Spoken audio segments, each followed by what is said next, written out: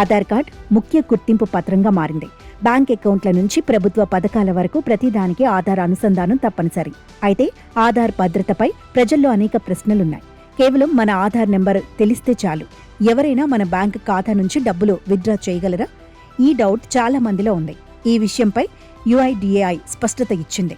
కేవలం ఆధార్ నెంబర్ లేదా ఆధార్ అనుసంధానిత బ్యాంక్ ఖాతా నెంబర్ తెలిసినంత మాత్రాన ఎవరూ డబ్బులు తీయలేరని తెలిపింది.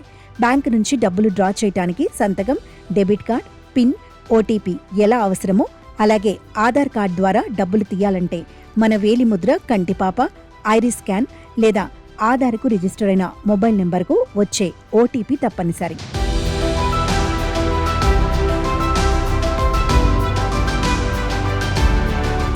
అయితే ఆధార్ ఆధారిత చెల్లింపు వ్యవస్థ AEPS ద్వారా మోసాలు జరుగుతున్నాయని ప్రజలు అప్రమత్తంగా ఉండాలని నిపుణులు హెచ్చరిస్తున్నారు. సైబర్ నేరగాళ్లు ఆధార్ నెంబర్తో పాటు మన వేలిముద్రలను కూడా సంపాదిస్తే మన ప్రమేయం లేకుండానే బ్యాంకు ఖాతాలను ఖాళీ చేసే ప్రమాదం ఉంది. సైబర్ నేరగాళ్లు వివిధ మార్గాల ద్వారా మన వేలిముద్రలను చోరీ చేస్తున్నారు. ముఖ్యంగా సబ్ రిజిస్ట్రార్ కార్యాలయంలోని ఆస్తి రిజిస్ట్రేషన్ పత్రాలపై ఉండే వేలిముద్రలను వీరు లక్ష్యంగా చేసుకుంటున్నారు.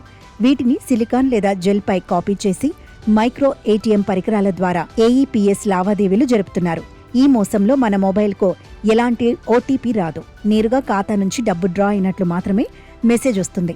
ఆధార్ దుర్వినియోగం కాకుండా M-ఆధార్ యాప్ ద్వారా మీ బయోమెట్రిక్స్ను లాక్ చేయవచ్చు. ఇలా చేస్తే మీరు అన్లాక్ చేసేంత వరకు మీ వేలిముద్ర లేదా ఐరిస్ను ఎవరూ ఎక్కడా ఉపయోగించలేరు. UIDAI కానీ బ్యాంకులు కానీ OTP లేదా పిన్ వివరాల కోసం ఎప్పుడూ ఫోన్ చేయవు. ఇలాంటి కాల్స్ వస్తే వెంటనే కట్ చేయండి. డాక్యుమెంట్ల విషయంలో జాగ్రత్త.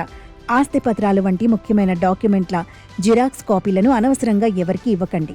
తప్పనిసరి పరిస్థితుల్లో ఆధార్ నెంబర్ను మాస్క్ చేసి ఇవ్వటం మంచిది.